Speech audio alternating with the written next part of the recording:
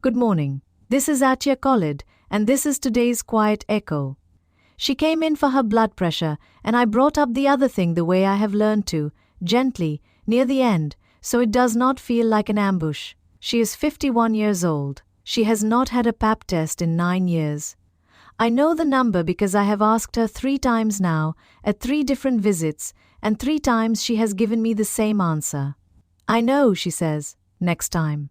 She says it kindly, almost apologetically, and then she changes the subject, and I let her, because I have learned what pushing does. She is not careless. She is the opposite of careless. She raised 2 children. She manages her mother's medications.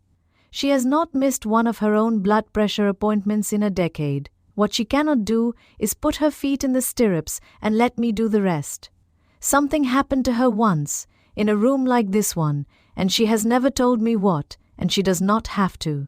For her, the table is the wall. The science was never the wall.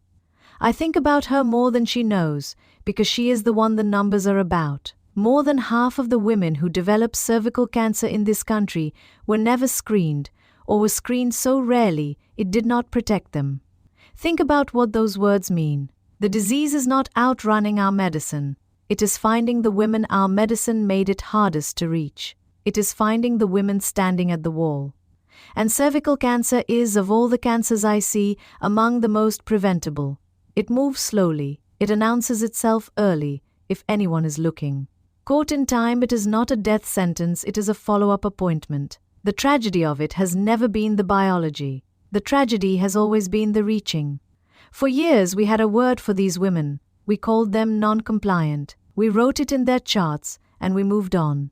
We had built the one thing able to save them around a table half of them could not bring themselves to climb onto, and then we counted the ones who stayed away as a failure of theirs, instead of a failure of ours. I have heard the reasons for 20 years, the ones women say and the ones they do not. There is no time, the appointment is hard to get to, there are children to collect. There is the memory of a cold table and a stranger's hands. And there is shame, which is the cruelest one, because there is nothing here to be ashamed of. A woman does not skip this out of foolishness. She skips it because the asking costs her something the rest of us never see on the bill. For most of my career, I had nothing to offer this woman but a kinder version of the same request. Lie down. Let me. This year, for the first time, I have something else. There is a test now she can do herself. A swab in private in the restroom down the hall. 90 seconds, her own hands, her own pace. No stirrups, no table.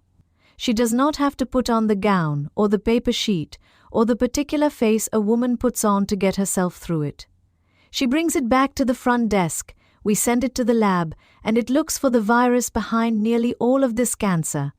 And it is accurate, nearly as accurate as anything I could collect myself. When I told her, she went quiet for a moment. Then she said, "This is all?" And I said, "This is all." She did it before she left. 9 years, undone in a minute and a half, in a bathroom, with the door locked and no one watching. She came back out holding the little tube, and her face was not relief, exactly. It was something closer to anger, the particular anger of a person who has just learned a wall she lived behind for years had a door in it all along. I have done this work for 20 years, and in 20 years you learn to watch who comes with the women. Some come alone. Some are dropped at the door and collected afterward, and some sit in the chair beside the exam table for the whole of it, holding the coat, holding the worry, asking the doctor the question their wife is too frightened to ask out loud. Those are the husbands who stay. They do not always know what the staying is worth. It is worth more than they will ever be told. I have watched a frightened woman reach out and find her husband's hand in the worst minute of her year, and I have watched her shoulders come down an inch. An inch is a great deal, in a room like this. No one is born knowing what the chair beside the table is for. A man learns it by sitting in it, and his wife, every single time, knows he is there. The woman with the high blood pressure will have her result in a week or 2. The odds are heavily in her favor now, not because of anything clever I did, but because she came in, because she finally let herself be reached. I did not save her. The swab did not save her. She saved herself. We only opened the door and stood back and let her walk through it. Somewhere in this town tonight, a woman is standing behind a wall of her own. A test she has been dreading. A call she has not yet made. A letter she has not opened. If this is you, I want you to know one thing. The wall has a door in it now. You do not have to climb onto the table to be safe. You can do it yourself, in 90 seconds, with the door locked and no one watching. So go and find the door. The front porch is open.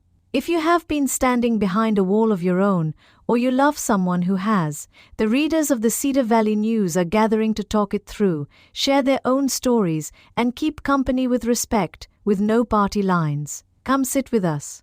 I will put the link in the show notes. This is Aisha Khalid, your host for today's Quiet Echo. Thanks for listening. You've been listening to the Cedar Valley News Podcast, where small-town voices meet the headlines shaping our world. From faith and family to front porches and fields. We'll be back with more stories connecting real lives to real events. Until next time, keep your porch light on, your faith strong, and your heart open. This is Cedar Valley News.